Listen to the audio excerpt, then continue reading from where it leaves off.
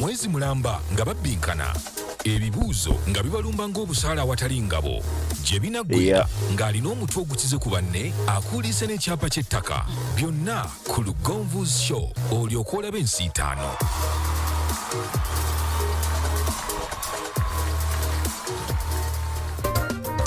Mbabali Maliseri Lugonvu Frederick Sentongo wiiki ebadde mpanvu eyasedduga 2020 mutereevu bingi ebitweyiseemu olunaku lw'eggulo katalo kutula abantu nga buli omwaga nti omuntu wange ayisewo oba avuddemu naye nga tukwaniriza tukubaza okuba nga otugaseeko mu mbuga ya Sedduga 2020 era nga bwannyanjudde nze Sentongo Frederick Lugonvu ate era nga bwe namwanjudde yaani Mbabali Maliseri boogere ababyokulya abalungi emirimu ye tubaaniriza nnyo nate ku Lugonvu's Show 2020 tuzze nate okulaba ani asobodde okuba nga asimatuka omutendera ogwokubiri okweyongerayo ku gwokusatu ate tusobole okuba nga tugenda tusembula mpolampola nga tufunza paka bwe tunaatuuka ku muwanguzi anasitukira mu kyapa ekyateekebwawo bannaffe aba Lugonvu Property Consultants abalina ettaka jjukira nti balina estates ez'enjawulo ku luguudo lw'e Masaka okwo bw'oteekeddwa okuba nga munnange ofuna polotiyo emu olunaku olwaleero buli kimu kisobole okuba nga kikugondera kisobole okuba nga kitambula malidaadi nnyo ensi bwetyo bwegenda ekula mpolampola mu mbeera yonna mwoli mujja okusobola okuba nga munnange weeyuna bannaffe aba Lugonvu Property Consultants wali eri ku luguudo olwambuka waggulu emakerera ekizimbe bakiyita Ham Towers omwaliro gwa kusatu tuukayo yogerezeganye nabo olabe ebintu bwe bitambula olabe nga bikwanguyira bonna bwe bateekamu amaanyi tusobola okuba nga tufuna ekirabo eky'omuwanguzi agenda okuba nga akwata nnamba emu era yajja okubeera nga asitukira mu byonna okulabika nti munnange okuba nti omuwawangudde ebintu bino tekibeera kuba kyangu olw'ensonga eyo omuwanguzi asitukira mu byonna olina kukotera okwogera nti the winner takes it all kyonna wamu tewaliga nti ate kakati gwe twala kasatu kwatano ekyapo ogenda nakinaye nga webalenye ebalire eddala tutambudde okuva gye twatandikira nga enaku z'omwezi 6 ne tujja nga tusunsula olunaku olwogero twamaliriza omutendero gw'abantu 10 twabadde n'abantu 10 twalina Bwanika John Bandobera Shem Mugisha Patrick Kasirye Steven yali omwo Kiguli Ivan ne Kalyango Eddie baali omwo Walugembe Andrew ne Mulumba Emmanuel baali omwo ate nga gulo twamaliriza ne Bukenya Pasco ne Ndawula Williams awo nga twagala okumanya era olunaku olwalira abasinga balinze okumanya bani abayisewo kubanga bagenda ku mutendera ogw'abantu 6 ate nga mutendera gw'abantu 6 mwe mugenda okuva abantu 3 abagenda okuyitawo genda ku mpaka ez'akamalirizo ezigenda okubeera ku Malakai Ecology ng'ennaku z'omwezi 30 mulumu lujja kuba lunaku lwakutaano tumalako omwaka nga tuyingira omwaka omupya kitegeeza nti omuntu ajja kuba nga ayingira omwaka omupya n'ekyapa kye mu ngalo n'ebintu ebirala bingi byajja okuba nga asobodde okuba nga yeewangulira mazima Sedduge agumidde bulungi nnyo era tukakasa ojja kuba ofuuse omubumbirano gw'okumanya nga gw'otambulirako ebintu ebisinga abalala bonna nga bajja kwebuuza ku ggwe kubanga gw'ojja okuba ofuuse empagi Sedduge mu kumanya mazima ddala mugana ge Mbabali Maliseri abantu bajja kwagala okumanya nti criteria eyayitiddwamu okubanga tusunsula ku mutendera ogw'abantu 10 okusigazaako 6 kyazze kitya ate nga babadde beekwata babiri twafuna abantu babiri emirundi 5 be bantu 10 ng'omuteeko ogwasooka gwalimu Bwanika John wamu ne Mugisha Patrick nga kwolwo Bwanika John yasituka n'obubonero 13 ate ye Mugisha n'afuna obubonero 10 nafuna akabonero kamu yafuna akabonero kamu sorry kali kamu yali negative 1 siyo yagenda abangi negative 1 kakati okwolwo kitegeeza twafunawo omuwanguzi nga ye Bwanika John yawangu kati n'oyo naaba nga ayisewo butereevu olunaku lwaddako twafuna Bandobera Shem nakwatagana ne Kasirye Steven Bandobera n'afuna 15 ate Kasirye n'afuna 10 baatu baali beetwala ku lunaku olwaddako twafuna Kiguli Ivan ne tufuna ne Kalyango Eddie Kalyango Eddie yafuna 2 ate Kiguli n'afuna 4 Kiguli n'ayitawo ng'omuwanguzi ku lunaku olwo Kalyango n'asigala ku pending 2 Walugembe Andrew ye yaddako ng'akwatagana ne Mulumba Emmanuel Mulumba yavaawo na kamu ate Walugembe n'avaawo n'6 kitegeeza nti mu Walugembe Andrew yasitukiramu ku olwo ng'omuwanguzi ate Mulumba n'asigala awo mu suspense mvaawo nfusivaawo naye n'akabonero ke kamu olunaku olwasembyeyo lunaku lw'eggulu Bukenya Pasco yagenze n'obubonero 13 ne bumufuula omuwanguzi w'olunaku lw'eggulo so nga ate Ndawula Williams yafunye obubonero 3 ekyo nno kitegeeza nti Bwanika John Bandobera Shem Kiguli Ivan Walugembe Andrew ne Bukenya Pasco abo abataano baayitawo nga bakulembedde Bwanika John Bandobera Shem Kiguli Ivan Walugembe Andrew ne Bukenya ow'eggulo ne babeera abantu bataano naye ng'ate bwe tukwasaganya abataano tufissaawo omuntu omu kwe kuddayo mu baana abaakwatanga ekyokubiri ne tunoonya ani alina obubonero obugoberera okuba nti bumufuula omuwanguzi mu banne abataano bonna abaagwa ne tutunuulira nga Ndawula Williams alina obubonero 3 so nga Mulumba Emmanuel alina kamu Kalyango Eddie ng'alina 2 Kasirye Steven ng'alina 10 ate Mugisha nga ye teyafuna yadde wabula yagenda abanjibwa bw'atyo Kasirye Steven ow'obubonero 10 mu baana abaakwata ekyokubiri n'afuuka ow'omukaaga ng'agattibwa ku bali abataano abakulembera buli luvunkano olwaliwo kubanga kiba kyabulyaza amaanyi okuleka obubonero 10 ate ng'eno mbayisewo waliwo ow'obuna n'ow'omukaaga kiba kitegeeza nti onazze mu leesi y'abano babinywera ne bafuuka abantu 6 omukaaga ogwo bwe tugenda okukubako akalulu bennyini nga weebali beekwasaganye oluvannyuma tufunemu emiteeko 3 emiteeko 3 tugendako n'omwomu omwomu be bantu 3 abagenda ku final ku Malakai Ecology wetugambira nti zinadde okunywa ezo ziba nkoona abantu edda banyumirwanga nnyo ekigwa ekigaano era nga baba bayingira nga mwe muyingira mu bikondo b'ensambagereza ggolola bagenda nga baweraga ku luno zinadde okunywa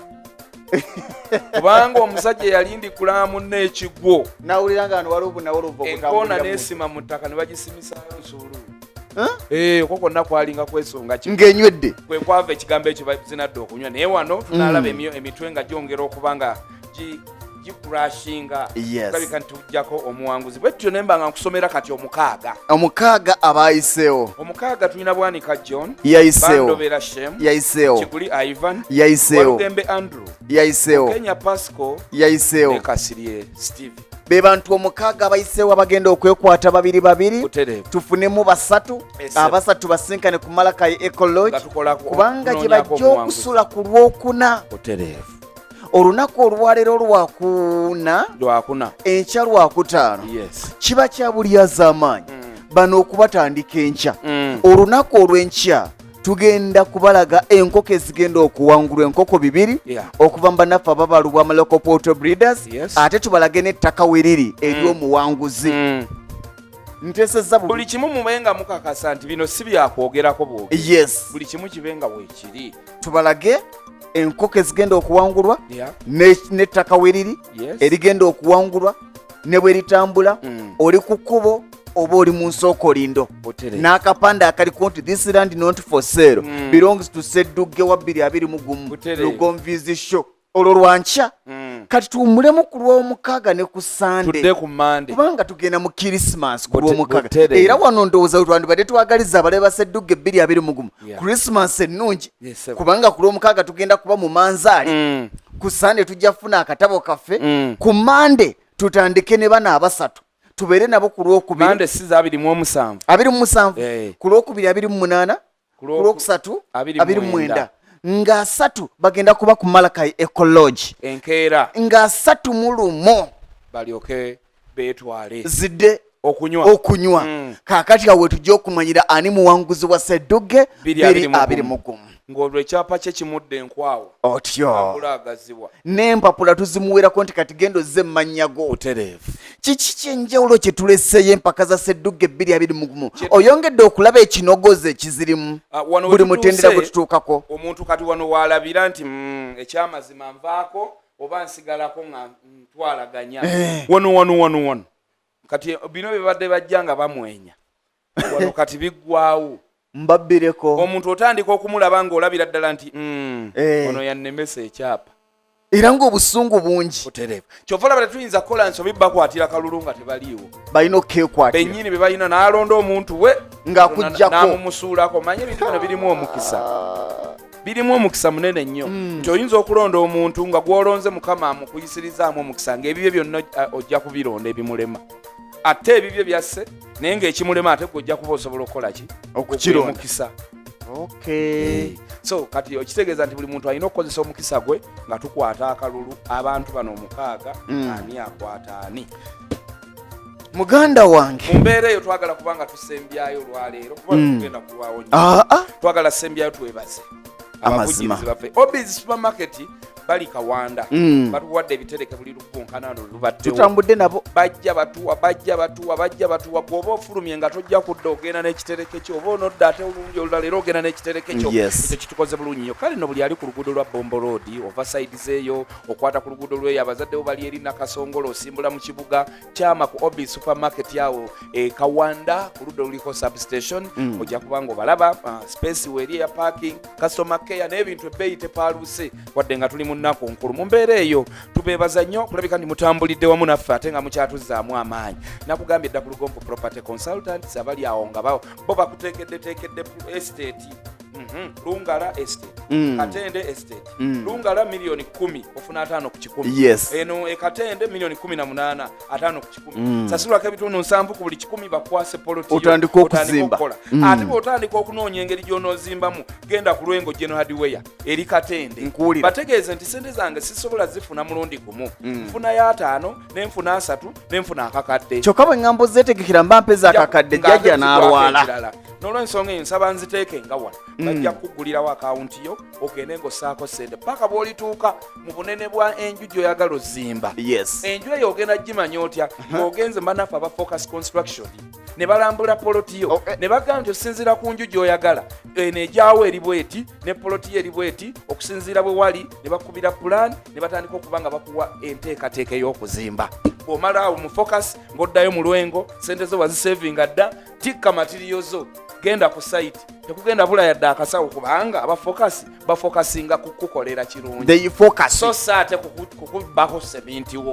okuzembaawo ezigenda okukola biimu ate bakugayongerayo 10 ate ng'eziriwo zibadde zimala. Bino ebyo bibajja okugobawo bano bannaffe abafocus. N'olw'ensonga eyo Lwengo General Hardware bw'ova mu Lugompo Property Consultant kirira Lwengo General Hardware bw'ova mu Hardware noonya abagenda ozimba si balala Focus Construction. Bw'omaliriza okuzimba ennyumba nga weeringa buli kimu kiterere kiddako okimanyi bulungi kwe kuba nti munnange ofuna omwagala n'omuga nti buli kimu nakitereeza kakati saawa ya mbaga n'oteekateeka omukolo okuva ku kyalo okwanjula na buli kimu n'embaga ng'ogitaddeko ne after party naye nga Vibes Ceremonial Events erina okuba ng'ekulembera mu Vibes Ceremonial Events basangibwa ku Hamtawaze Makerere omwaliro gwa kusatu room HM95 bakuteekerateekera omukolo balina aboogezi b'oku mikolo abalungi balina abatimbi b'oku mikolo balina buli kye weetaaga public address system ate kati ebintu byakyuse omuntu abeera gyali nga buli kimu kitambula bulungi tulina enteekateeka nti tukwata omukolo gwo nga gy'oli ogulaba n'ebigenda maaso ng'ogulaba n'ebigenda maaso ku sayidi y'abafumbi nga bakulagayo kamera yaayo omugole watudde munda ng'olengerayo sibyaga nti kakati bannanga omuntu gwe twakwasa omukolo okugututeekerateekera yagamba vidiyo efuluma mwezi gujja wano okirabirawo ne bw'obanga olina ebigambo byeyagala bitambulireko. Waliwo ennaku zino ebintu bye bakola omuntu ne babateera screen mu nju kyokka nga kamera etambula butambuzi bwekwatako eno ate ebiri eri tobiraba kulingizaayo awo ekyenjawulo w'ogenda okifunira mu Vibes. Bajja ne kamera nga 6 buli emu ne bagisimba awantu ono agira bugizi n'olaba ku kiri mukaita atem oba ambuliko code anyiga bunyiza ati nate camera 1 balina biredio call camera 1 camera 2 shot nonje camera 7 ogenda kukifuna ng'oze mu Vibes kitegeeza nti ne bw'oba muzadde ng'oli mbweru oli mitala w'amayanja n'omukolo gw'omwana wo guli eno gugenda mu maaso tukukuweereza butereevu n'oba ng'olaba ekigenda mu maaso okitegeera bw'olabe n'abafumba bw'olabe n'abagezi bw'olabe n'omunyumba ne Narweso yazze ku mukolo buli omu n'omulaba eyo no ye Vibes bw'omaliriza okuzimba n'ogula buli kimu n'obeera ng'omukyalo omutadde wakati okkiriza mukyala kulera ngalo na kulinda za kameza apaana mugulire enkoko mbabalubwa Local Poultry Breeders bagenda kubanga bakulungamya butya bogenda okulunda enkoko zo naddala mu abagala enkoko ennansi ze badderingiramu ogenda kubanga onoga ensimbi okuvira ddala ku maji okutuuka ku bwana ng'oli ne bannaffe ababalubwa Local Poultry Breeders and Agrovet bakuyigiriza butya bw'osobola okubanga oganyula mu kulunda enkoko ennansi kubanga twazirunda dda abantu ne bagamba enkoko yateezo oba onovaayo tolundako Nansi kati kino kyanjawulo Ojja jukira nti kiyiga. akatale kaazo ko kabeerawo Eva okitegeera ate nga zo bbeeyi yazo tegwa kitegeeza nti buli lwozirunda ogenda zifunamu Yes. ekibadde kikulemesa ozifunamu kuba obadde ozirunda bubi ng'ate tomanyi kuzirabirira tomanyi kuziriisa bano bakikulaga wano we bayingirira bw'omaliriza nga akasimbi okafunye omukyala wali ennyumba werirya ku ssente zo gendako ku Malakai Ecology obulamu bweyagale baga nti bannange nzize wano nabadde ku Lugonvu Vision mu Ssedduge wa 225 ne baga nti akafo akalungi ku Malakai Ecology enkasanga obadde okimanyi nti eno gy'osanga cottage ng'ogisulamu bwoku kutere si bye ne baga nti osula mu cottage naye nga ate bagyawuzaamu n'osanga cottage ng'erimu naye ng'eriko lumuzi nnya eno obeera wekka mu kasuku n'omukumi wo ng'ali wali osobola okukwata ttiimu yo naga batugenda okukola tukwate ttiimu yaffe ku lwokuna lwonna tukuma akaliro kaffe twokye ennyama yaffe twokye naye gw'omanye ekigenda okubeera ku lwokuna kati nganze yali abaddeko ku Malakai kimanyi kyonnyonnyola mwana wa tata mwana wadde Angela omumanyi manager mumanyi ate mukyala Janet director waliwo omukyala Naalongo yowe Janet go wamuŋŋamba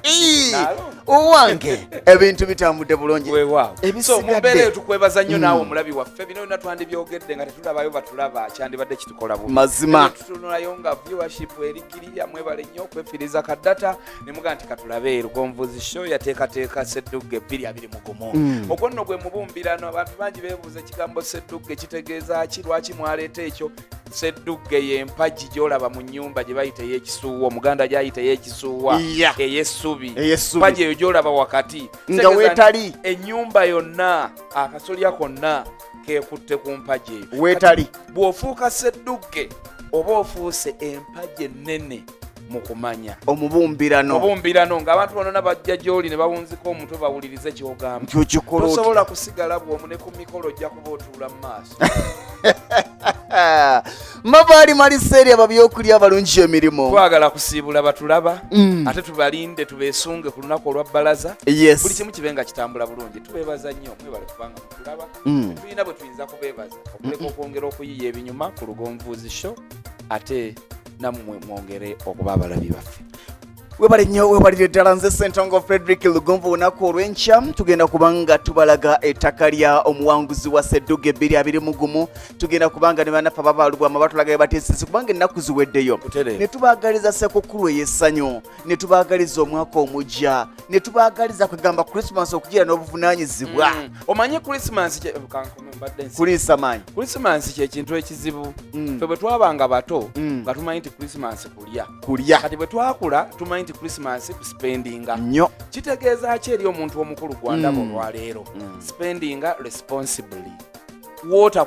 wootatuuka tonaanuuka mbiriizi kuluma teweewola kola nnyama kyosobola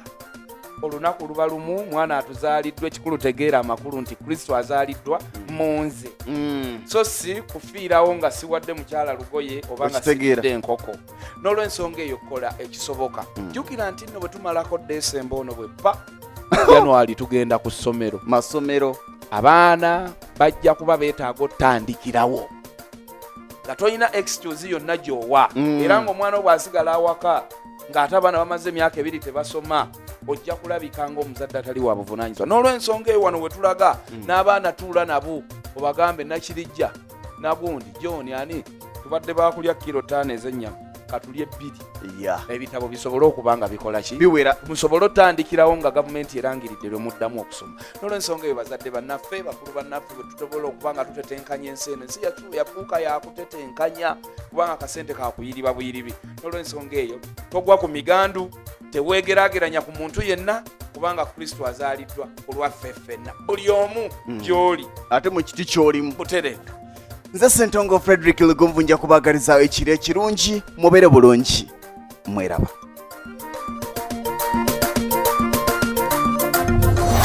Ssedduge wa leero bw'atyo bw'alabise tokimanyi osigadde Ssedduge 221 atuuse wanyumira